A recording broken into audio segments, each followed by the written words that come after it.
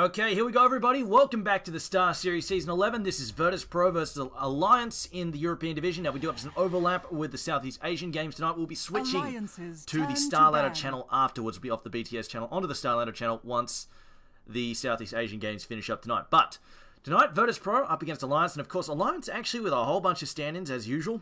Unfortunately, this second half of the year has not been kind to them at all, or in fact, you might argue the entire year has not been very kind to them. But we will have Pycap, My Nuts, Fucking Mad, and EGM all standing in. Yeah. I don't know if it's Alliance or a mercenary team. Reserve time. Anyway. EGM, well, you know what, fair enough. EGM was previously Alliance anyway, so there you go. Anyway, EGM's back on board. But Virtus Pro are going to open things up with a Vengeful Spirit ban. Interesting. Now, this could open them up for a few things. Now, they do have the first pick. This might push Alliance towards banning a Bat Rider because VS is probably the hardest counter in the game to the Bat, so taking her off the board does open that up for them. But she's also a good option to ban if you're worried against your opponents playing stuff like Death Prophet, those sorts of heroes. Just prevent them from being able to use those really, really clutch swap saves. Also does open up options like Void as well. Void's not as badly shut down by the Vengeful Spirit, but it does impact his ability to isolate targets somewhat. And then we have the Ogre Magi also made out by Alliance. Now this leaves Bat, this leaves Bat and DP in the pool, but it's going to be a Chikura first picked. Okay. Alliance's turn to pick. Alliance now with their option to select. Not sure where they're going to go with this one. Kind of hard to say what Alliance are going to go with because we have so many freaking stand-ins. Yeah, Team Merc, an Alliance of Mercenaries. But the double pick here, they don't have the options of doing any awesome one. If you've got the double pick, having the Scarif Mage on the board is so nice because there are so many heroes that combo so freaking well with him. The amount of burst that he can bring, he's one of those supports who scales in the late game incredibly well. But also with the Alliance's turn to Scarif taken out of the pool, this actually opens up Puck for Alliance. So that might have been their reasoning there, that they wanted to have either the Puck or the Panda, I suppose. Both these heroes don't particularly like playing into a Scarif Mage, but Puck indeed, particularly, really hates playing against this guy, more so than Panda. Puck gets silenced, he's pretty much dead. He has very little sustainability in a fight, very easy to burst down, so if he gets hit by Ancient Seal, he's gone. EO as well also can suffer a bit. One of the biggest problems to playing EO is the fact the Wisp is very vulnerable, and Wisp shows up, it's quite frequently everybody just target fires a Wisp and basically eliminates his. Obviously he relocates somebody in the fight, but his huge steroids are then taken out of the mix. So 5 seconds remaining. Scarif Mage can cause issues there for him. Now the question is whether or not Virtus Pro on the second phase are going to ban out some of the more common opponents to be played against. I'm almost hoping we might even see a resurgence. I honestly feel I like Chaos Knight a lot, and I feel like he was at his prime playing with Wisp, but unfortunately he really fell out of favour, especially once Tiny and Sven started getting picked up more. But against the right lineup, and actually I think it was TI4 Fnatic, they surprise picked. I actually think it was against Alliance, or was it against Navi or somebody? I forget who it was against, but they surprise picked a Chaos Knight, and against the right lineup that has no wave clear, the illusions are incredibly powerful. And I would like to see a return to him, but against a Tied under Chikura, that's not happening. The Anchor Smash just completely obliterates the usefulness of those illusions. So, Virtus Pro, Chikura could be a core, not sure yet. Depends how aggressive they want to play this. Tied under picked up, most likely they're off lane. 10 seconds remaining. 5 Second seconds series advancing. remaining. Now, will Virtus Pro target some of the Wisp partners, or will they just say, screw it, pick what you want? Alliance's Phantom turn Assassin's to ban. actually a pretty good combo to go with. You know, like, it's not as devastating as the Tiny, but it's still alright. I don't mind it. She really benefits from the high attack speed. It just allows her to focus on stacking damage for those crits, and also just adds to her survivability. She's already pretty aggravating to try and kill because of the blur. And you stack on some damage resistance, it can get pretty absurd, especially if you get that early brawling BKB up and running. Alliance, though, will also take out the Zeus, another. Yeah. Talking about burst damage against EO, Zeus is not fun for him to play against for sure. So they'll pick that off there. And Zeus actually has a huge amount of burst potential. Like, you buy him a couple of seconds just to start spitting out the damage with his nukes. Something like a Ravage actually can set that up very nicely. It just really gives Zeus room to breathe and just slam down some good early barrage of nukes. It just gives him time to get that damage out there. Even cool down into the second phase of his bolt. They will ban out the Legion Commander. I think she's 10 also actually. I seconds think there's another one that we remaining. don't actually see enough with the Wisp is Legion Commander. She really also, even if she's 5 not going to be the seconds partner with Wisp, remaining. the press the attack on the Wisp, like you just stack. In fact, I think I saw it once. It's a combo that I actually Reserve think is very time. underrated, and will only get better as actually 6.83 Huskar is getting buffed, but Legion Commander, Huskar, and Wisp. Having these double heals for Wisp not only makes the Huskar, which you attach the Wisp to, incredibly tanky, but also just helps overcome the fact that Wisp is, of course, very squishy. It's one of the biggest issues to playing the hero. So you stack those buffs. Obviously, if you can avoid it, press the attack on Huskar is really nice. But then again, he already has a lot of attack speed as it is, so give and take. Quite often, it's just more important just to keep the Wisp alive. And I mean, you have the overcharge along with the natural attack speed that he gets from his passive. He's already spitting out the damage as is. The final ban here for Alliance will be the Slark. Okay. That's interesting. Like, I mean, they're banning out the Slark there. Puck is actually pretty good against the Slark. Just because you can get that burst down on top of him very quickly. Makes it very hard for him to get away. Just get that burst silence down. And you can just land the nukes really early. And just allows his team to follow up just before he can get that Shadow Dance off. Obviously, it gets worse later on. 10 as seconds the remaining. BKBs come out. But in the early phase, he can really stall Slark's 5 momentum. And seconds Slark is very much a remaining. momentum-based hero. Third pick for Alliance now. Reserve Where are they time. going to go with this one? Are they going to pick the part? I think they might just wait. There's still a lot of heroes in the pool that they could pick to partner with Wisp, and there's only obviously one ban left. And I don't think Virtus.pro are likely to pick any of the usual suspects to go with, especially the Tiny. They might last ban the Tiny. Okay, they're going to pick up the Troll Warlord. Virtus Pro's turn to pick. You know what? I don't mind that. I think that's pretty viable to go with the hero. I mean, it's just it. The hero just makes just about any attack, or basically right-click a hero, shine incredibly well. It just really dials them up to 11. Some more than others. But in this case, Troll might not actually be the primary partner for Wisp at the moment. Just depends how they're planning to lane this, because I 10 have seen seconds things like the remaining. off-lane Puck. It could be plausible that they're planning to do something like a mid-troll, Puck in the 5 off-lane, seconds and then remaining. just try and safe farm somebody else. But it feels like that Troll is going to be the primary partner Reserve here. time. And they might even do something crazy, like they might even go for something like a 4-position Sven, try and get really greedy with that.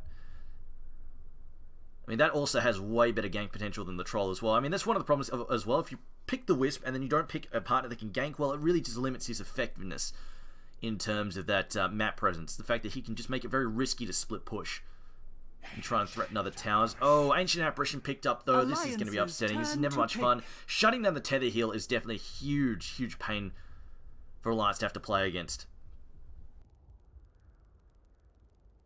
And I mean, oh man, back in Wisp heyday, I've literally seen. I think it was Artstyle when he was playing with Dara, if memory serves me correctly. But he was picking back when he was pretty much the forefront for the Wisp Chaos Knight combo. He was literally having his Chaos Knight 1v, 10 like just seconds tank remaining. 1v5, because back then teams really just didn't sort of play 5 with the seconds mentality of, okay, remaining. well, screw the guy that he's buffing, kill the Wisp, then kill his partner. It was very much just everybody Reserve focus time. fire the Chaos Knight, and I saw with Chen, Wisp basically backed up by Chen, I just saw CKs just tank a retarded amount of damage.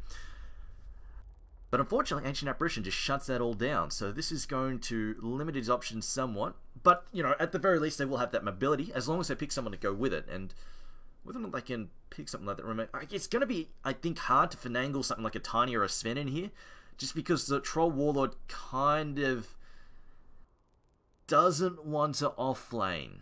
Unless they're planning for like a safe lane Troll Warlord and then an offensive tri-lane, but that would be really risky because Wisp does not 10 do seconds well. remaining. He does not offer a whole lot in a tri-lane, particularly offensively. And he Virtus kind of Pro's needs levels turn as to well. pick. Like a late level Wisp is kind of upsetting. In fact, if you can, I feel like Wisp is best played as a greedy 4. He needs farm, he needs levels, he needs to basically hit that 6 as fast as possible to start giving some map presence and make sure he doesn't, like, he needs some momentum. If he falls behind, because he's already public enemy number 1, he already gets target fired. If he falls behind as like a squishy underfarm level 5 position support, he just has no impact on the 10 game. He seconds relocates remaining. somebody in and then he gets blown up. It's very sad to watch.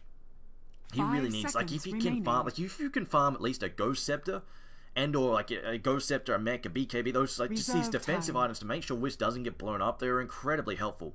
Unfortunately, it's very hard to secure that farm, as Wisp does not farm that well, and often people can't find room to get him that farm, especially when you're playing against stuff like Titan or Jakiro. It's going to be a lot of pressure from Virtus Pro here, and I wouldn't be surprised if they pick some more aggressive heroes next up. But Alliance with their 4th pick will go for the Bane.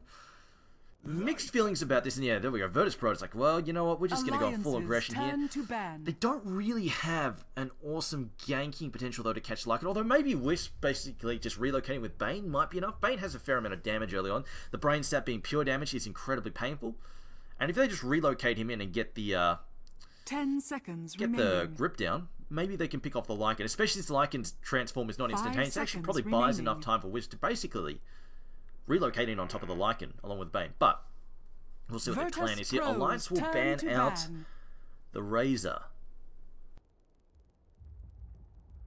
I think that's actually, yeah, I think it's going to be a Puck mid. Puck does not play particularly well against Razor. I'm pretty sure the state link goes 10 through phase seconds shift. remaining. Pretty frustrating stuff, and Puck actually does not like dealing with the plasma 5 field nuke. It's seconds very easy for the remaining. Razor to play aggressively against the Puck, so I feel like that's probably going to be a Puck mid.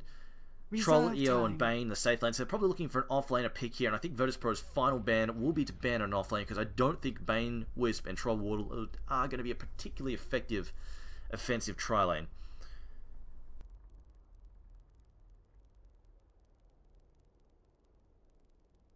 See what they have 10 in seconds mind remaining. here with the final ban, but they are running out of time, so 5 Virtus Pro will need to seconds make up their mind remaining. now. Alliances And I've spilled water turn all over to myself. pick. Brilliant. Okay. But Ember Spirit will be the final ban. Okay, no, they're expecting an offlane Puck and a solo mid pick to come out. Interesting. Alright then.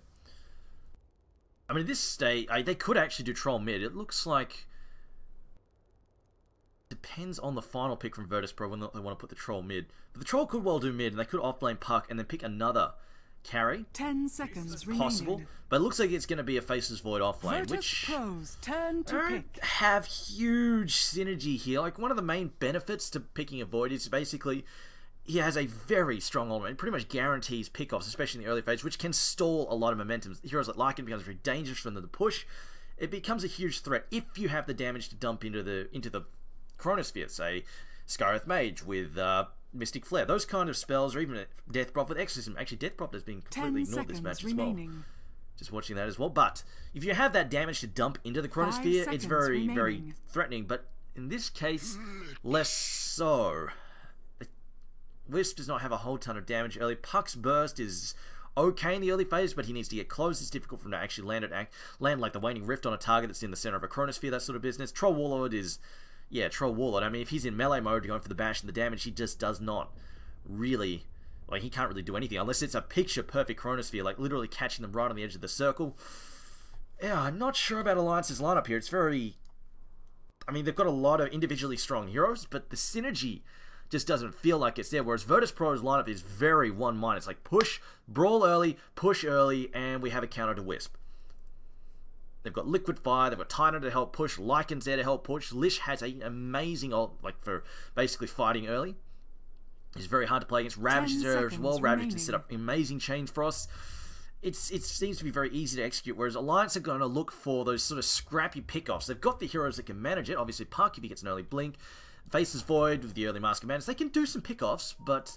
Oops, wrong Prepare button. for battle. They can do some pickoffs, but it's not as clear-cut as Virtus Pro's. Not saying that Virtus Pro's lineup is dead easy to sort of pull off, but then again, I mean... Titan kind of plays himself sometimes. Press R to win fight. Same with Lich as well. If they're together, press R, win fight, that sort of business. But, yeah, Alliance are going to have to play very creatively, I feel. Anyway, I've caught the lineup here. Who's playing what for the moment? So, playing for Alliance, well, the Alliance of Mercenaries. On the Radiant side, we have Pycat on Troll Warlord, My Nuts on the Puck, Aki playing the Bane, fucking Mad there on the Faceless Void, and EGM back on his old team as the Wisp. Playing for the Die team for Virtus Pro, we have Jotum there on the Ancient Apparition, BZZ playing the Jakiro, G playing Lycan, Setoi playing the Tidehunter, and Yol 30 playing on the seconds to Lich. battle. Hang on, where's the Tidehunter? Okay, Tidehunter's just blocking, I think? Wait a minute. Okay, no, the plan appears to be to solo mid the Tidehunter at the moment, which actually... Alright then. They are going to solo mid the Titan. Lich will be taking up. Lich is actually really good offlane. Like, he is amazingly good offlane. He won't necessarily kill anybody, The battle but begins. he manages to creep equilibrium incredibly well, and he just naturally, like, straight up, your opponent loses 25% of their farm and experience income. It is incredibly frustrating to play against. On the downside, you can lose your tier 1 pretty quickly if you're not careful, because basically playing creep down. The creep always under your tower can be quite frustrating, but the supports for Alliance don't actually push that well, so it's not like you're going to have a quick rotation of an Enchantress or something, knock it down. A Puck as well, also not fantastic in that regards. Now, Setoi, it's actually a pretty good matchup for him. Pycat, there's only so much he can do. His range is actually not that long, so it's actually pretty easy for Setoi to move up and anchor smash him. Off with you! Which is really going to limit his harass potential. Meanwhile, Bane going to wrap around here. Going to try and pick off God, maybe? No, I don't think they can. They don't have the damage to do it, so it will be the offensive trialing with the Wisp. And in this case, because they're playing against 2 heroes and one of them is a Lycan, this is actually quite plausible for them to actually win this. But the problem is if they just give a few other levels to the Lich and then have him rotate back to that top lane, suddenly this trialing is going to lose so much. And this is the other problem as well. They don't even like jack creepways that easily either, which can be an issue. So they can't really use any. They just basically they sapped a bit of experience, but they didn't take over that pool. It's unfortunate. Actually, if they're not careful, like, they need to apply some early pressure. They don't. If they lose this early pressure, and did they just? Yeah, they just messed up that. Oh no! Wait a minute. I think it worked. EGM partially pulls this. This is the issue though. If G actually gets some early levels, this can be a big problem for them because the Wolf Harass is actually going to be quite strong, particularly against EGM. With no armor, he's very susceptible to getting beaten down by wolves. He has opened up with a bottle though, so he has got some sustainable regen, hopefully. If they can use him to camp the runes on the top. But at the moment, he's not moving to position. It looks like the 2-minute rune might go to the Tidehunter. They let that one go. We're going to have a Nightmare going to go down. Yotam now caught out. This could be trouble for him. And have Ducky Magna come in here. He's going to leap forward for the Soul in a moment. Or they're just going to, yeah, there we go. The leap comes in. Auto attack should manage to pick this one off. And a First Blood comes out. They will just beat him down there. So the aggression comes out. This is definitely stalling out the Lycan at the moment. But on the other hand, Virtus Pro seem to be happy with how things are turning out here. They're giving early levels to Jakiro, early levels to the Lich as well, and just allowing these two to get ahead. And they might rotate later just to create space. See the nukes there coming out of Minus, just harassing him down. Yol trying to avoid tanking aggro there. Actually, no, he's going to cop the aggro once again. Zero in the mid. I am definitely very worried for that trial though, because like I said, Virtus Pro is getting objectives elsewhere in the map, and Tidehunter is going to be getting early farm, which basically leads us to a big ravage early on, and that could quite easily cause a wipe up in the top lane. It is going to be quite scary for VP. If they hit their timing on their ults much faster than that trial, I think they might have some issues. And it's only going to take 1 or 2 bad fights, and suddenly that top lane is going to be behind. At the very least, though, Void can play from behind. But that's in a normal circumstance where you pick a lineup to basically take advantage of that. Like an underfarm Void who's behind, when backed up with something like a Scarith Mage, can obviously make things happen. In this case, Alliance don't have that huge burst of damage to dump into his Chronosphere.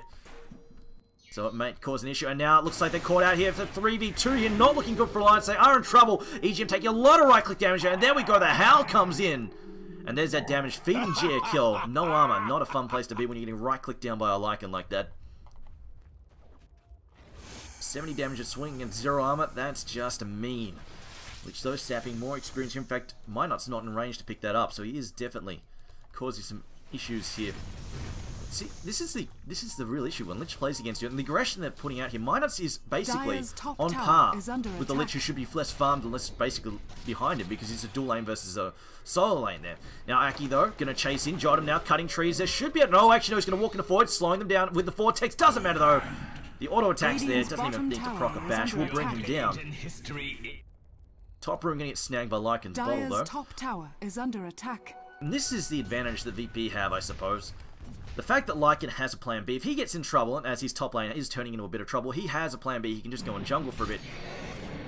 And with the heroes that they have, it is fairly dangerous to do this, because if the TPs, I mean, they could be TPing supporting right now, but they're not. They're actually allowing Lycan to die. So Lycan will go down here. Dire's top tower is under attack. But if Tidehunter, for example, was carrying a TP, that could have very easily been a turnaround kill. He TPs in, level 3 Gush, level 2 Anchor Smash, and Wisp just explodes. He's got -2 or -5 armor at that point. Structures are fortified. It's very easy for them to get that kind of turnaround kill, but obviously not when they're not carrying TPs. In fact, nobody. Jakiro, Yol, not carrying TPs, so just let the Lycan go there. It is only one death, only costing him about 120 gold, so there could be worse things to happen. In this case, they get an objective. It is the tier 1 bottom tower.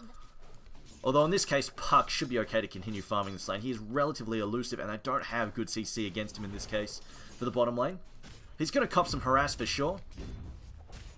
Meanwhile, though, if something's going right for Alliance, it is the fact that Kaikat is actually completely outdoing Setoi for the moment because he's not leveling Kraken Shell, which is interesting. He does dip, and now he's actually picked up the Gush now. Picked up the TP scroll, so he can actually come out and help. And there we go. Titan's going to TP and he's going to make sure that they get this deny here. He's good enough for Ravage, but only Ravage if he wants to go for that. Could go for the Gush as well. Might go for the Ravage now. There we go. Ravage comes out, catches two. I think the target will be EGM. No, they might go for fucking no. It will be EGM. Just pick him off there. Bash comes out on Setoi. Setoi now trying to back up. Doesn't have the Kraken Shell though. Will take the damage. Brain Sap comes in. Some turnarounds here. They're going to go for the turnaround. Jodem. Down goes the Chronosphere. They will get blind. They're going to go on BCZ now. BCZ in trouble. Burning down there. Going to jump in top, slowing him down. Ice Path comes out. Dodge by fucking man. We'll back off there. Aki though smells blood. Wants to keep coming in. Now comes the Lich. In comes the Frost Blast. No, it cancels. There we go. Pumps it in. Aki now taking damage. Needs to back up. Has got Brain Step up. He's only level 1 though. Has got his level 4 if he decides to take it. Meanwhile though, Pycat finding himself a double damage rune and EGM getting back into the fray. As we see the swing there does favour Alliance, although I think that's actually telling me lies. But they do get the deny up, which will slow the net. Now Pycat coming in the mix, has TP'd in. And a slow down Yol. Yol now in trouble, needs to frost armor himself, doesn't do it. Doesn't matter though. He goes down their nukes regardless. Now Minut's being chased off here. And Alliance actually getting ahead there on the kill board, taking a tier 1 return. This Alliance actually playing quite well now. The fact that this Trilon is working out for them is really, really good. And we saw there basically, yes, Titan has got good, has much better damage with the fact that he's taking Gush and the Anchor Smash and bypassing Kraken Shell. But of course, the downside is, well, he's a hell of a lot squishier than normal. And Void, they just turn around and auto-attack him into Oblivion. They do at least get the pick-off kill there, but it does feed Void a kill. And he picks up the Master Man's Void now up to 3 kills. If anything's going Alliance's way, it's the fact that he has picked up so many early items. He dodges the Ice Path. Well played there. Gonna give chase now. He's got the speed to it. Bash comes in. The vision from the orbs. And they'll pick off the Jagiro again. Alliance now making ground here. Should be able to push in onto this tier 2 if they want to. But on the other hand, it looks like they are just keeping the Lycan now on the bottom lane, just making sure he finds farm.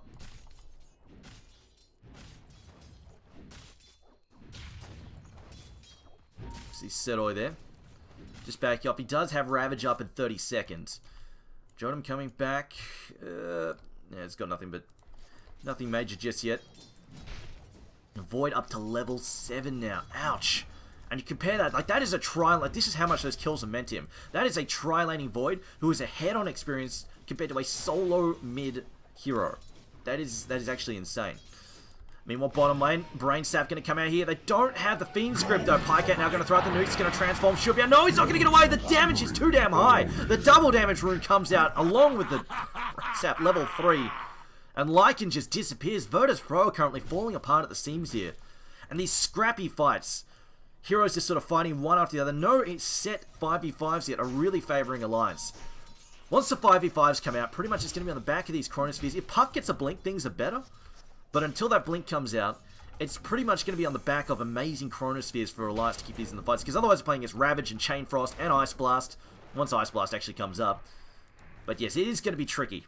Very tricky to make these 5-on-5s work. Meanwhile, Titan comes in. The Gosh, the Anchor Smash, so much damage here on Void, but they don't have the follow-up just yet. And Void will walk away from this. Leap away from this, in fact. Oh, he wants to turn around here. Wisp going to heal him up there with the bottle. The Tether going to come in as well. He's got a Chronosphere. This could go very ugly. VP in a second. Ravage is there, so he's going to need to catch this tide. Might want to go for the pick-off on a squishier hero, though. He's scouting Wisp, just trying to stay out of vision there. He's going to jump, goes for the kill here on Chikyo. I don't know if he's this squishy. It's like, Wisp, unfortunately, tethering into that there. Will get caught out. Ravage going to come through. EGM now into trouble. EGM going to go down. BCZ now backing off, and fucking man, so much damage. It backfires horribly. The tether causing Wisp to just jump into the Chronosphere and kill himself, essentially. Ouch. That was an awkward one to do there. Dire's middle tower is under attack. Lycan, though, does get picked off in the mid in the meantime. The Dream Core proving too strong for him. And there we go, Setoi going to come in here. Gonna try and get away from the... Oh, no, his Minus does get away. He's out of mana, though. If the Slow had come in there, they probably would have gotten a kill. Level 3 Anchor Smash against the Puck with no armor from the Gush. Very ugly stuff indeed. Minus though, looking for a stack there. I'm going to give that to him, or they might actually just give it to Troll. Oh no, they're going to give it to Minuts. And yeah, no, I like this. I think they need to. They really need his Blink Dagger to try and alleviate the 5-on-5s, which fortunately so far Alliance haven't really had to take. But as we saw, 2 kills there not going their way, and in fact feeding some much needed gold there to VP. Void losing a 4-kill, yeah, losing a 4-kill streak.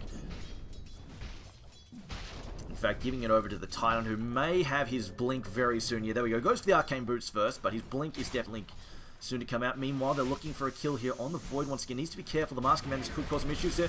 Ice Path coming out on... Okay, they're not actually going for him. Just harassing. The Ice Path being used to farm creep there.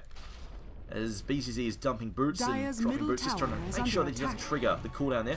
Meanwhile, mid lane, Tier 1 is under pressure here.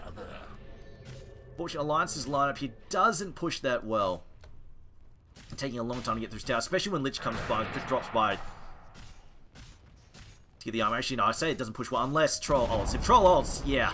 Dire's middle tower, that tower goes down super quick. Unfortunately, though, that does mean that they don't have the ult for the fight, which obviously, Void loves that ult. When he Chronospheres, he wants the Troll ult to come out because it just gives him so much damage.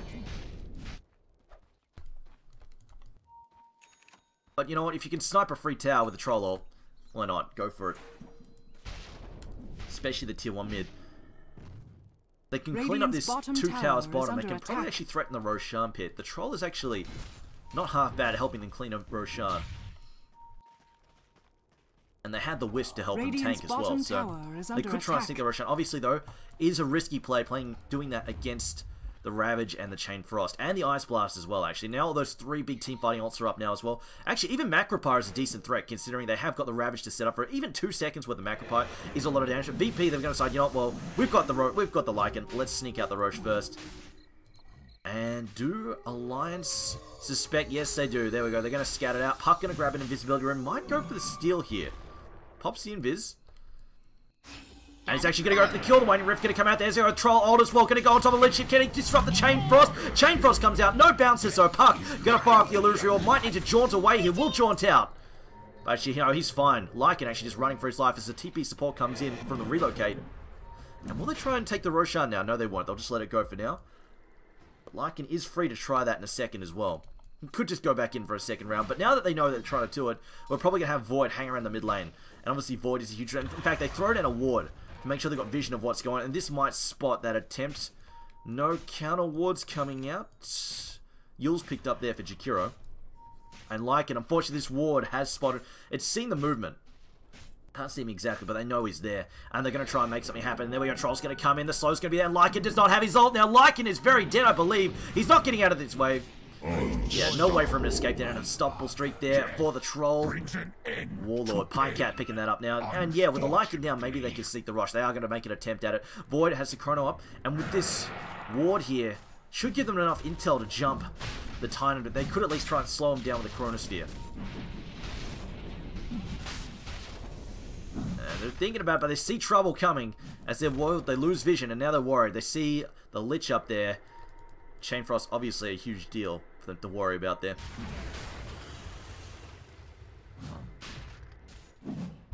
Okay, Pycat, no, he ducks back in. They want him to try and make this happen. This could get ugly. Chain Frost is actually down for a minute, actually, come to think of it. So, they do have to worry about the Ice Blast. So, Ravage and an Ice Blast could definitely spell their end.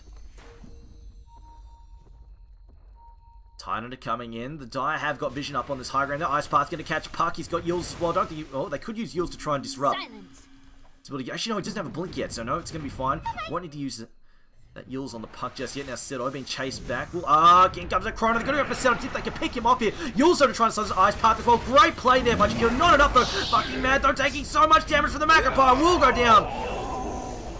The Mask Commander's working against him there. Meanwhile, here Lycan going his ult's down there on Pycat. Pycat now being chased by a dog. Can the Lycan get him? No. Dream Core slowing him down there. Aki now in trouble. Will throw down the Brain Sap. Will Ice Path come in though. Anchor Smash World. Lycan trying to disengage. Lycan running for his life. One auto attack. No, it's not enough. He bottles up there. Meanwhile, we'll lose Aki. Void is dead. Aki down. Minart's down. And that is 3 down. VP with all 5. They just keep the Lycan away. And is this their chance to finish off Roshan? Roshan though has healed up a fair bit. Top tower they will need the Lycan to get back up. But with Chronosphere down, I think they can do this. They've still got Ravage as well. They didn't have to expend this. I think the first Roshan is there as we see a 1,400 gold swing in favour of Virtus Pro, although they actually, no, it did cost them a buyback there on the Tide. It was a great play there from BCC to try and stall. He used the Yules, used the Ice Path, but it wasn't quite enough. They did get some nukes in on Tidehunter, and he did end up falling. Still no levels of... Wow. Still no levels of Kraken shot for Tidehunter. Still only level 9. He is definitely falling behind as we see fucking mad. Level 10, almost level 11. His level 2 ult going to come up. Your miscommunication! That Yules disrupts the attempted gush. It doesn't matter though. The damage is real. Holy crap. It just explodes. The Mask of Madness really a double-edged sword here.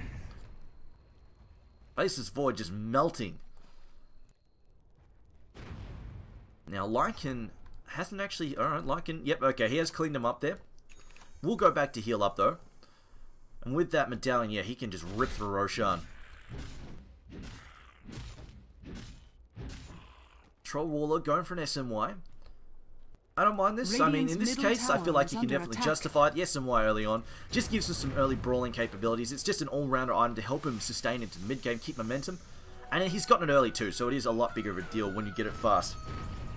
And in this case, I mean, yeah, they need anything to help them fight, like right now. A BKB soon as well would really help as well. Just so we can avoid the Ice Path and Macropire. The Chain Frost, all sorts of spell that they want to avoid. But the SMY is also pretty nice at this stage as well. Radiant's middle tower is Considering under he picked attack. it up before the 20-minute mark, it's pretty good, but he definitely needs... He wants a BKB up and running before the 25-minute mark, if you can find. Now, Fiend script down on Lycan now possibly regretting this. Chronosphere still up, will catch 2. Ice Path comes out defensively, might buy them enough time. No, I think the Void gets this one. Chain Frost comes out, they will get the kill there. Lycan though, it's just his first light. Chain Frost bounces to Minus. Minus, so many hits there. Minus, well, Wilt is trying it eventually. Highgate gets another kill there, it's on the ledge now. We've got the dog back in play. Respawns back up there, Ravage comes out, catches 2. Down goes the puck. And now EGM in trouble. He's got no armor. So much physical damage. Gee. With that, Aegis comes back in. Cleans up 2 kills. They don't manage to find the Void, though. If they got the Void, that would have been such a coup for VP there. But in the end, they will take an 800 gold swing in their favor. They do lose the Aegis, though. You see, bit by bit, Virtus Pro are chipping back at Alliance's early 6k lead. Bringing it down now under the 2k mark. On the plus side though, Lycan, I would say, he's good late game, but in the face of a Void and a Troll together in the late game, I think Alliance definitely have the better late game lineup. Of course, we say that, then again, double Ravage and a big Ice Blast, it's anybody's game in the late game. Like, anything can happen. It's definitely harder though. I would still say it favours Alliance by a fair bit. Ice Blast comes out, going to hit EGM. I believe EGM going to snap. Yes, he will. The Urn Burn though will cost them the Ancient Apparition, but I think he's pretty happy with that, considering they opened up on him there. Getting that return kill, very nice for him. As we can see, yeah, VP come out ahead, just slightly economically. But yes, going towards the late game, I feel like Virtus Pro probably want to be taking more towers, taking advantage of the fact that they have a Lycan. It is tricky though, against the Puck and the Void. Split push with the Lycan is difficult, but I think they really need to put that teamfight power and the Lycan to work. Otherwise, they may falter in the late game, coming up against that Void and the Troll together. Those two heroes do actually play pretty nicely together.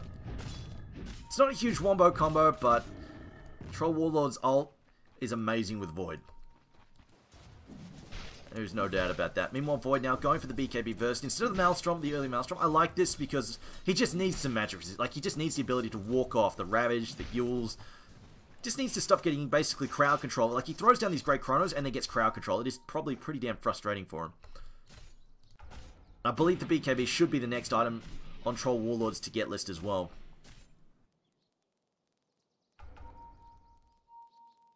Hell, if they could find room to find a mech, it would also be very, very useful for them as well. Tide, working on the mech for VP as well. Has got his blink already. Very close to the mech, not very far away from that at all. Oh, Void. Oh, no, he's fine. The Ice Blast is going to whiff.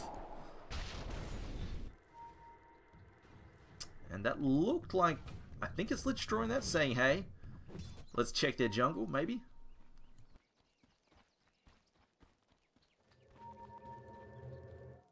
It looks like a smoke up in the Dire jungle, maybe, or are they planning to counter gap? They've got a smoke. I think they're planning to go and smoke, and Void, Void, no, Void is going to face tank this smoke, disrupts it. I think he's realized he's been seen, though. No, yes, he does.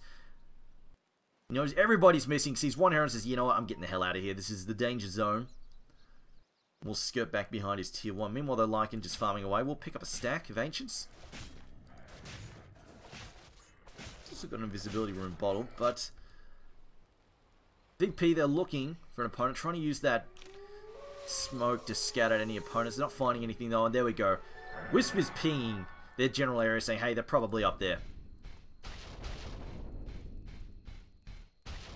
But right now, VP's momentum seems to have been stalled out quite a bit, and this does worry me a bit for them. They've definitely got great team fight, but they're just not finding those huge 5v5s, really. And they're not finding a whole lot of momentum that they need. They have brought it back a bit, though, like a fair bit, which is good. But again, it's starting to stall out, and I feel like they need to keep riding that gravy train. They've got to keep that momentum up and just ride it into the late game, if possible. And in this case, it is stalling out a fair bit. Now, can they find the Yulster on Puck into an ice path?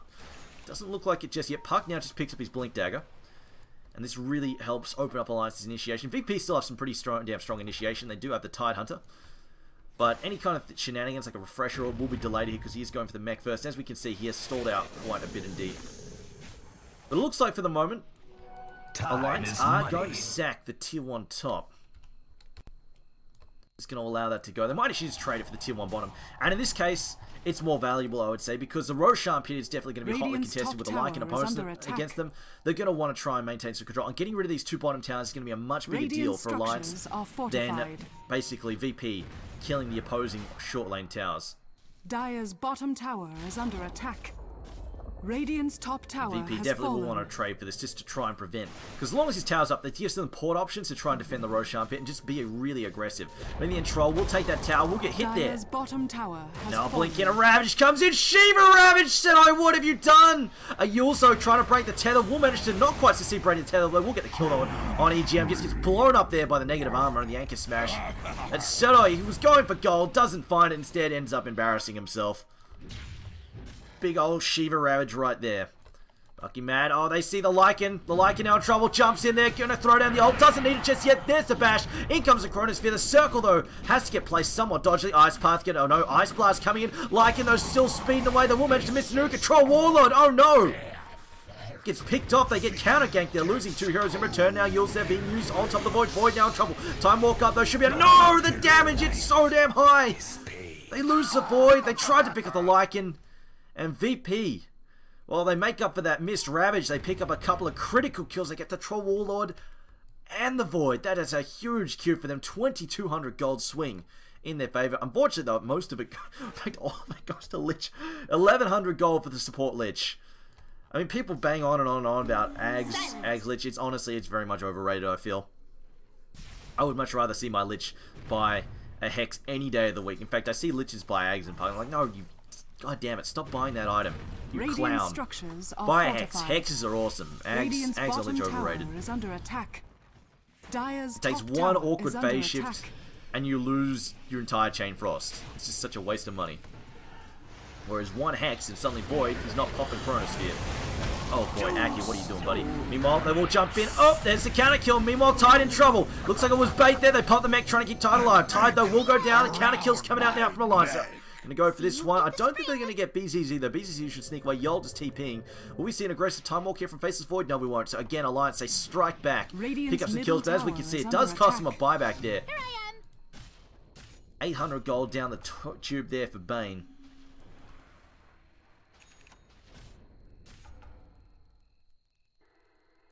Well, EGM ending up in the mid lane here, and there we got Assault Cuirass now for... oh, man. It makes EGM so squishy. Like, just disregarding Gush, the Medallion of Courage, just straight up. EO walks into the fight, he's already at 0 armor. Anybody right-clicks him, he's just folding so... like, it takes 9 right-clicks from these heroes to pretty much kill him. From even his Lich. Let alone getting Anchor smashed, or Lycan deciding... like, one crit and Wisp is literally going to lose half his life. Uh-oh. Uh-oh, y'all. Uh-oh, y'all. Chain Frost. Panic Chain Frost. Has he got it up? No, it's on cooldown. They will pick off the Lich. Titan are going to come in. Great Ice Path. What Ravage there. Seto now coming good. But they counter with a 4-man Chronosphere. Oh, no, the Wolves. The Wolves and the Dots. They managed to pick up the Void. And now look at that. A double kill. Furnace Pro strike back with that Ravage. Seto definitely making up for his earlier blunder there. 4 kills. Ouch, that looked like they weren't going to get anything pretty much. Again, a massive swing, 2,400 gold in VP's favor, and I think this is definitely the net worth in their favor. Yes, it is now in their favor firmly. Radiant's middle tower is under They're attack. finding some serious momentum going into this late game. 25 minutes in, and they have a decent lead here. And their late game is oh, Jotum, ouch. Yeah. Yeah, the supports are gonna watch out for this troll. He's kind of gonna want They need some Ghost Scepters, pretty much. Radiant's middle tower is under They attack. can find it, and VP, they take those series of kills, and they clean up the second Roshan. Oh no! Into the Ice Path, and a Chain Frost coming in. EGM gets obliterated now. Troll also next on the menu. He will manage to salvage that, though, or bounce a lot of that, all of that damage from the Chain Frost. The BKB coming into play, and I think they will just cut their losses. Yes, they will. I think that's smart play from VP. They realize, you know what? Okay, we don't mind. We don't know if that Void has the Chrono up or not. Let's just back off. We got a good kill. We got the Roshan. We picked up the Wisp. Let's just back out, play it safe. We have no urgency to dive for silly kills here.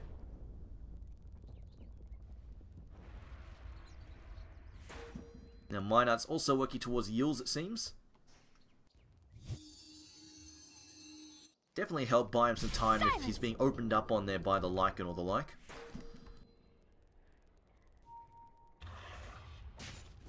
And this armor, like you look at, like this is, I suppose, one of the issues that they're having right now. Alliance they're having is the huge armor discrepancy.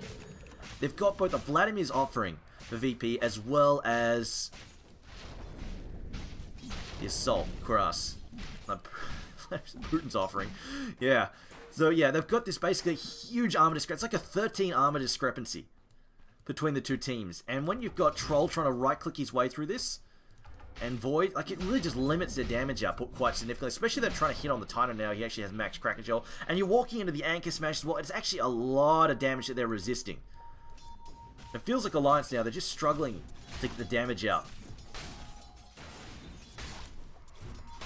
Actually, we didn't even factor in the fact that Alliance have a mech as well. There's another 2 armor. So it's around about a 15 armor discrepancy between the two teams. And that is a massive amount of armor difference between. That's like a plate mail and a half difference between the two teams in worth of armor from just everybody.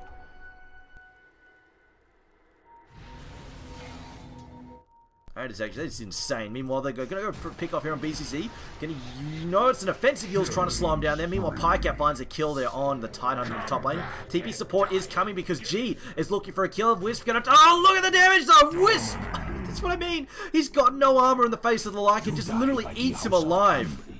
If you can eat balls of energy. Just gets obliterated. Nothing he can do. The EGM just gets obliterated. Look at the Lycan, the 800 damage output. It's like just from right clicks from the Lycan. He has negative armor. He used the Medallion of Courage and negative armor there, and just right clicked him for 800, 900 damage in 3 hits. It's just, how do you keep your Wisp alive? Like, you have to land like great chronos, great tethers to zone the Lycan away from the Wisp, which is a really big ask, to be honest, if the Lycan just hangs back and they open with the Ravage and try and cause a fight like that. Yules there on Puck. Puck now going to cop an ice. No, never mind. He's going to dodge that there with the disjoint. And will manage to... No, doesn't jump away. Now he's on cooldown. Going to try and buy some time. Yules himself will manage to phase shift again. Should be able to blink out now, I think. No, he's going to cop an auto attack there. Going to have to jaunt out now. Joining the tree line. Oh, no, he's in trouble here. Zedoi finds him. Waiting for the Anchor Smash here. Pumping the fake. No, blinks away.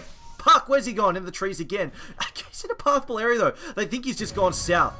The fact that it's nighttime, keeping Minarts alive. Minarts needs to... Oh, he doesn't have a TP. Oh, Zenoi's found him again. He was given away by the animation sound, I think. And blinks out yet again. So much shenanigans here from this Puck. Just cannot find a safe point to jump. And another ethereal jaunt. And I think this time he's finally safe. No, they're pinging 4-star in. Ice Blast coming. Puck blinks again. Holy crap. Space created.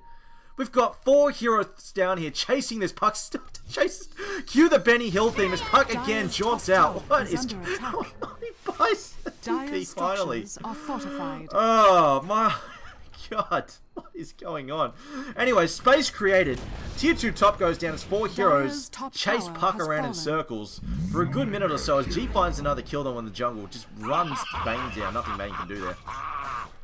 He can't even Nightmare just because Lycan can just juggle the Nightmare with the Wolves. An easy kill there for Lycan. Just obliterating Bane. I hear a teleport coming in? Relocate? Where did he go? Okay, no, relocate in the middle. Ouch, EGM. Yeah, EGM's dead. Just gets burned down by dots there. Unfortunately, there's not enough there. Oh, and here comes the Chronosphere. In comes the Chain Frost. I don't think it's enough damage though because Void, not the BKBs are up. Now Lich finding himself a little bit useless here. Setoi now gonna take it out along with BCZ. Both these heroes go down. And Minarts is here. He's got a Dream Core too. They cook over this kill and they don't have a like at all. Dream Core, double Dream Core down. Now Yo gonna go in there. Doesn't matter though. He doesn't have the Chain Frost anymore. In comes the Whirling Axis here from Pycat. Slows down G. G now in trouble. 3 seconds to his ultimate. Gets Yulzed up in the air, but he's still got an Aegis, so should be able to get away here, I think. Turns and goes for the fight. Says, screw it. Game on, let's go, let's fight. Turns around, gets obliteration, just obliterates the troll there, and he's still got the Aegis here. Now we're gonna have fucking mad jump on top onto G. Has to leap out though, decides he doesn't want to fight him, says, you know what, reinforcements might be coming, Ice Blast could be coming, let's just get the hell out of here. And G just man fights these heroes. Holy crap. Ice Blast coming in, it will be off the mark though. It's not something you see every day there as Troll Warlord just gets obliterated there by Lycan. Lycan just man fighting him. Has finished up his heart now as well. He did not have a full heart in that fight. He did just have the Reaver. But now the heart is done after that fight. And Lycan is 2,800 health. And 35 armor. That is going to be a hell of a... Like, how much resistance is that? That's like 70% nearly, I think? 67%. So let's math that. Void is doing 180 a swing. Making 60, yeah, so Void is probably doing about maybe 70 damage a swing before Bash hits. That's pretty ugly. On the plus side though, he does have an amazing attacks with Ice Path. Oh, Yule's used very nice. It doesn't matter, the BKB has come up. Ayotum now is very dead. Yucky man, they're just going to try and TP out. I don't think they have any... No, they don't. Chain Frost on cooldown there. If Chain Frost came out, they would have managed to pick him off. Unfortunately, he would have BKB TP after he secures the kill, but they do lose the Wisp though as well, so 1 for 1. Virtus Pro, there we go. It's kind of like an arms race, these ACs. They have to, one team picks it up, you've got to get yours as well. So Troll Warlord will manage to now bring that armor discrepancy down a fair bit. I think that's a very smart buy from them there, and will help him out quite a lot. Also will help get some of the damage through the Lycan, like we were mentioning, 67 physical damage resistance, when the large majority right now of Alliance's damage that's coming out is from Void and from Troll, and it's mostly physical. So I think that's a pretty damn big deal there. Like, even Tide, when he's near the Lycan, is going to have something like, there we go, 21, 25 armor roughly when he pops the mech. That's a lot of armor when you combine that with his damage block as well.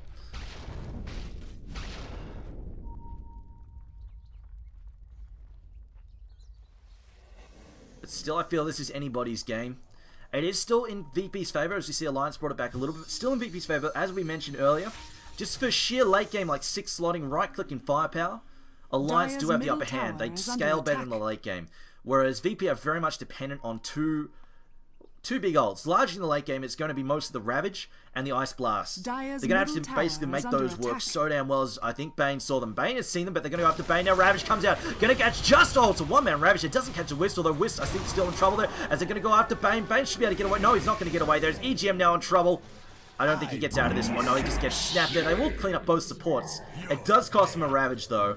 Meanwhile, Void finding some space to farm. Chikiro going to come in here. I think he needs to be careful, though, because Chronosphere's still up. Yeah, he might regret this a lot. Ouch. BZZ, what are you doing, buddy? That's a long TP for Setoi. They're gonna, you know what, let's go for 2. Sans comes out. Holy crap, Setoi just getting obliterated. Yeah, when he doesn't have that armor bonus, and they've got the enemy AC up on top of you, he just melts. He really needs to like an AC around to stay alive in these fights. See, a 2,200 gold there in favor of Alliance. To swing there. As they're now going to go, you know what, pick up a couple of good heroes. Let's go for this Roshan, and holy crap, they can blow this up quick. Troll also picking up Blink Dagger. This is honestly, like, I like this. I like it a lot. And it's most just down to just sheer mobility. Like, Blink Dagger is good on just about any hero in the game. It is that good. Mobility and positioning in this game is such an important factor. And it just basically allows Troll to pop his ult and then immediately just latch onto a target of choice. Just go after those priority targets. I think is and especially when he has to play around a Chronosphere too. I think that's a really good pickup from Troll. I think Lycan at this point in time may need to get... one of the issues that Lycan's going to be facing going into this late game is the blind effect from Troll is going to be a big issue for him because he does not have either the Monkey King Bar or a BKB, or even a Manta to try and get rid of it. So I feel like he wants one of those items. Preferably, I feel like he's got the survivability, he's got lifesteal, he's got good damage. I feel like he just wants flat out damage, just to help burst these heroes down. And there we go, look at this, he's going to go down on top of G, Firecat, going to go after G now going to pop his ult, should be able to just run away though. At least he got some serious chain bashes. Meanwhile though, fighters break out, EGM looks to be in trouble, here pops, the Ghost Scepter, and he will snap. The Ghost Scepter keeping him alive from the Spanker Smash. Unfortunately, the DOT is coming out of Jakiro, just burning him down. Dots, way too much for him to deal with, just total AIDS. And amping the damage as well with the Ghost Scepter. Shakira has also picked up the Shivas. I think it's also another nice one. It just makes that Shakira so damn tanky as well. Getting that armor. And also the attack speed nerf, the attack speed, neg attack speed, going to be a pretty big deal against Void and Troll, who are very much built on their attack speed to deal damage. Lineout's now TPing out. But the momentum from VP, they gained great momentum in the mid game. Fortunately, didn't do too much with it. I expected them to take some fights, get some towers, but they got the Aegis and then didn't really manage to get objectives after that. And it's just bought time for Alliance to get back into the fight. As we see their Trolls picked up some major items. And in fact, he's bringing up the Daedalus now as well. He's getting very fat indeed. Radiant's bottom tower Faces Void less so in terms of stack there and arm, but now he's going to jump forward here. Going to look for a bit of pick up. Doesn't find one though. As VP just fade away. Going to toss out a nice blast for good measure. But now Troll is in trouble. His BKB is still ready to go if he wants it. No, we'll actually manage to get the distance there. Just walks out of the fight and blinks. Despite being gushed, they could not get the damage on top of him to keep that triggered.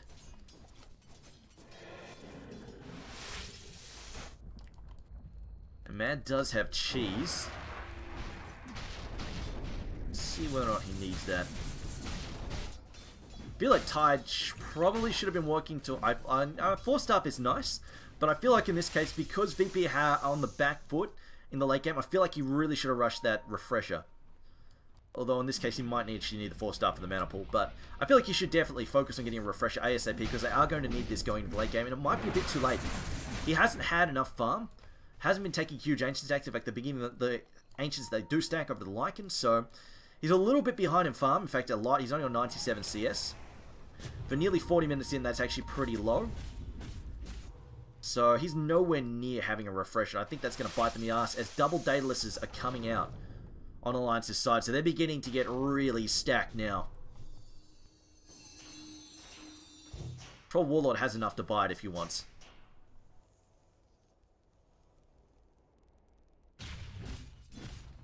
But he's just waiting. He's just saying, you know what, let's just keep buyback for now because I don't even have the slot anyway. So what's the big rush?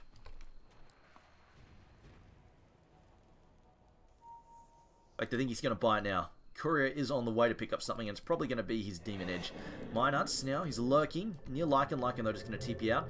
And he is picking up a Monkey King Bar, most likely. Once he picks up the Monkey King Bar, things could get tricky.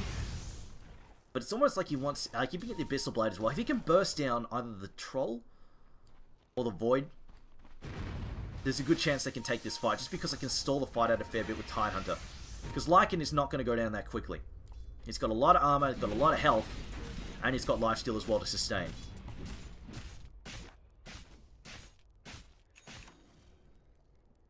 And I mean, Void will have to be careful. One or two, like once he gets rid of, like once he gets the BK, the Monkey King Bar up, he can't rely on that Troll Blind to help him out. And one or two good crit, like one crit while he's got a Mask of Madness turn on, Void is just going to explode. That's going to be like 500 plus damage. Easily a third of his hit points.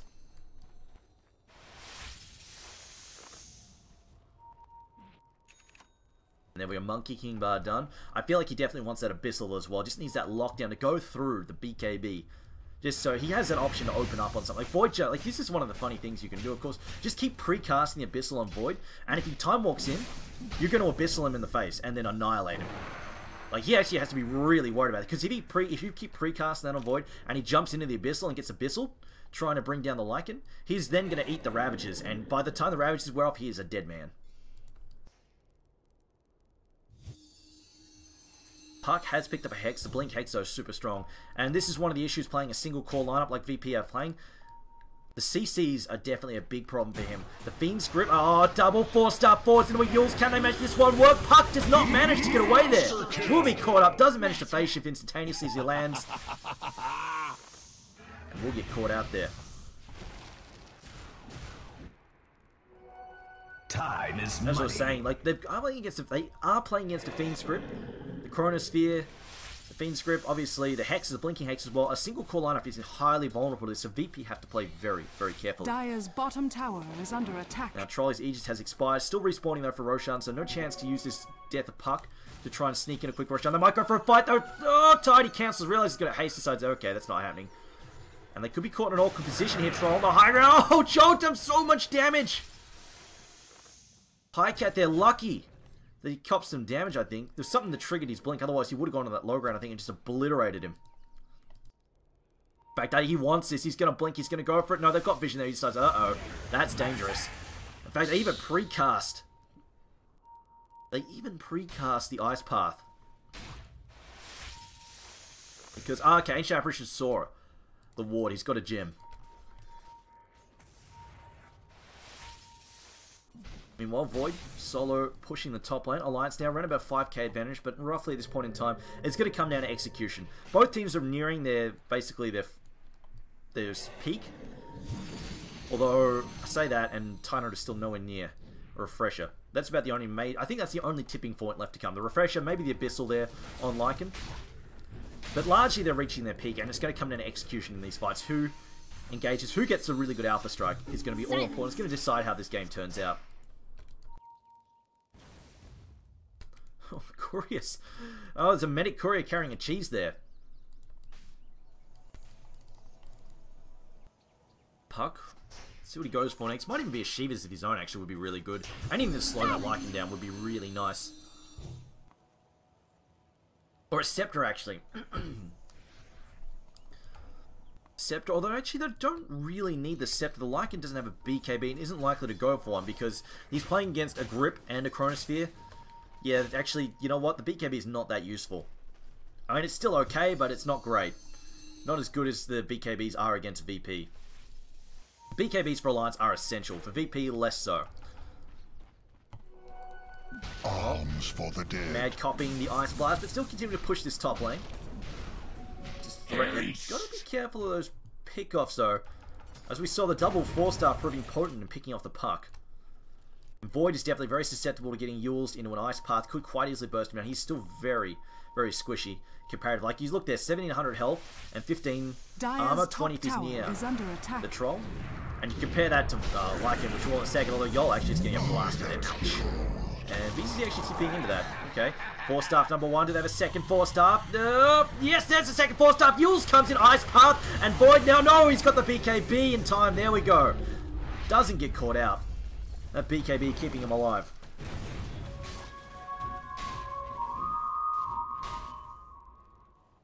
Void had gone down there. That could have been very, very messy indeed. Kind of want some hexes if they can find him. Lich, you know what? He's building a Heaven's Halberd. I would have liked to see the Hex more just because it's hard to disable. They can avoid the Heaven's Halberd with stuff like BKBs, for example. But obviously, the Lich, it is very difficult for him to farm the Hex, so there is that. But at the very least, I mean, maybe they can force out an early BKB, which at low durations, at 4 seconds, is actually pretty significant. But on the other hand, Troll is still on 8 seconds. Void, less so, I think. Void's down to 6, so Void is actually falling really, really low. And there we go, Lycan working towards his Abyssal.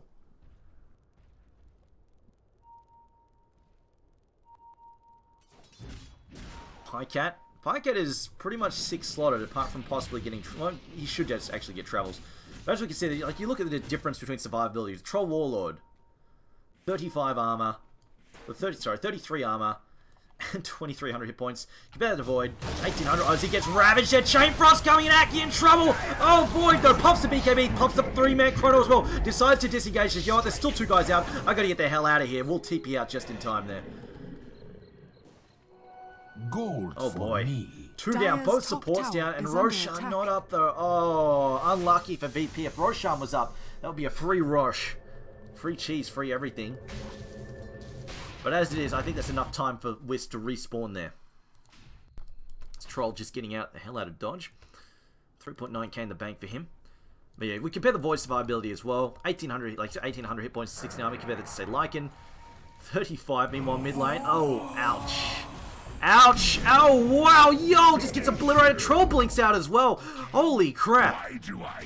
Pike out with the plays there. Picks off 2 supports and then just jumps out. How did nobody trigger any damage on? Must have been the BKB bouncing all that magic damage. Nobody right-clicked him. That's unfortunate. See Puck doing some de-warding. Yeah, like him. 35 armor and 3,400 health.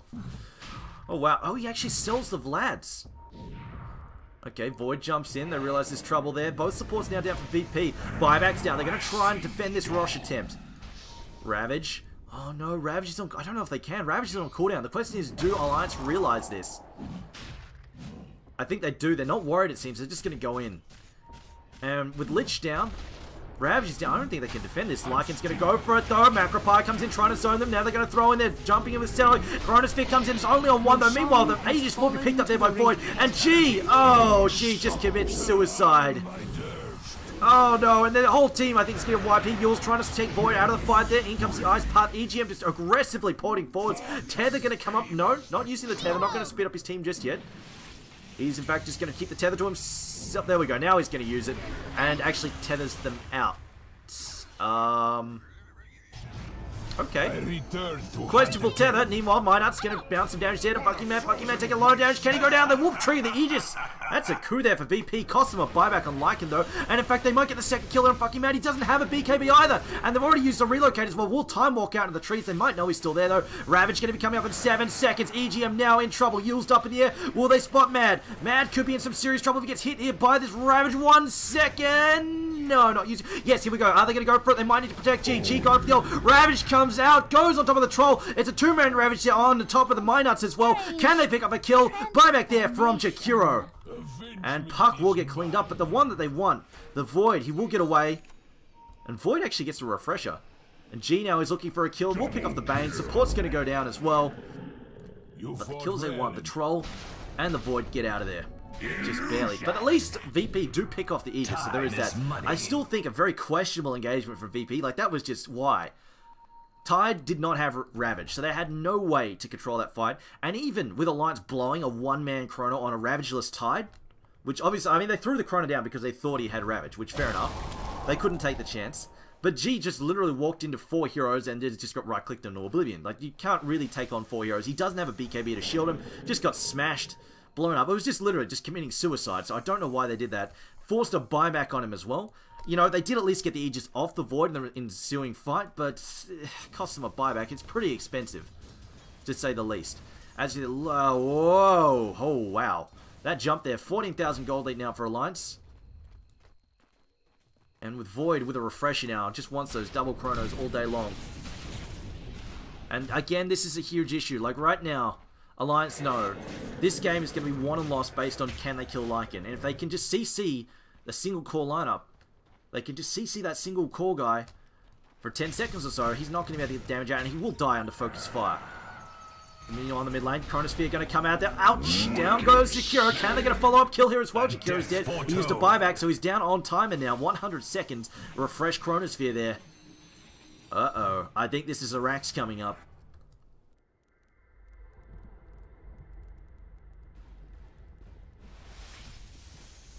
Yeah, this is looking pretty ugly as Troll Warlord has picked up a Satanic. Middle tower is under I think this is definitely a Rax. Unless Alliance do something really goofy here, this is a guaranteed Rax. As Tino does not have a refresher either. He has no Ravage for 20 seconds. Void could just go ham if he wanted to. These guys are clustered enough to get at least a 2-man Ravage, a 2-man Chronosphere. And really, they just need to pick off the Lycan. Structures are fortified.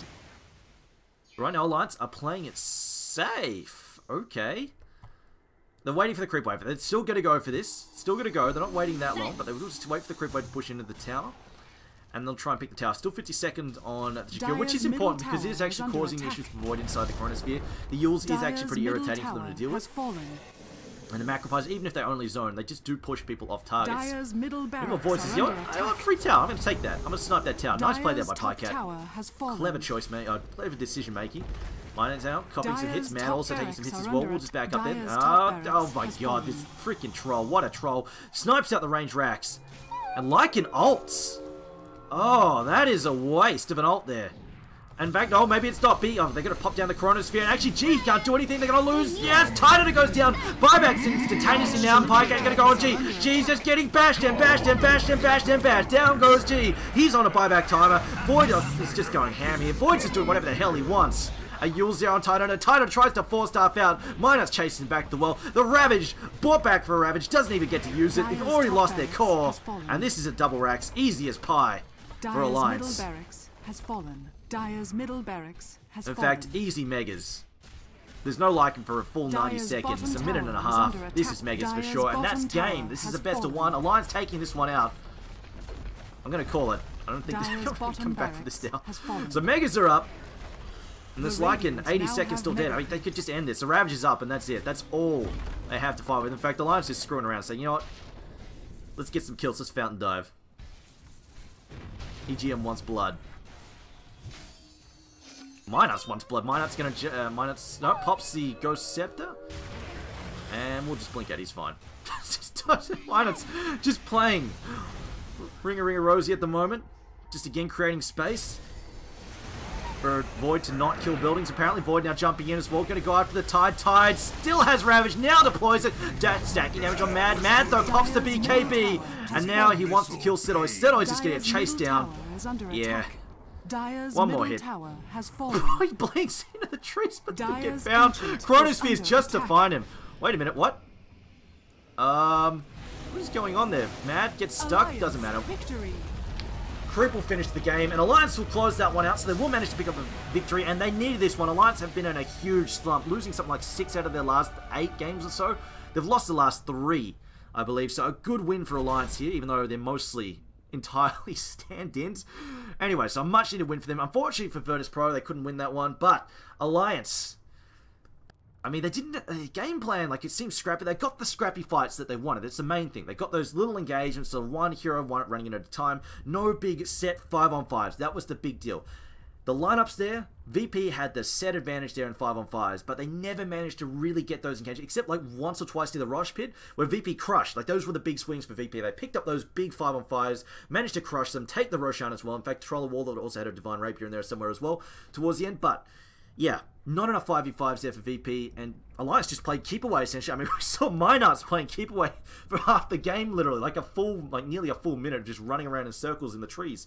I mean, that just pretty much just set the tone for the game. Anyway, guys, thanks for watching. We'll be back in a moment. We have another game coming up very shortly. In fact, we're running behind schedule, so I better jump into the next game.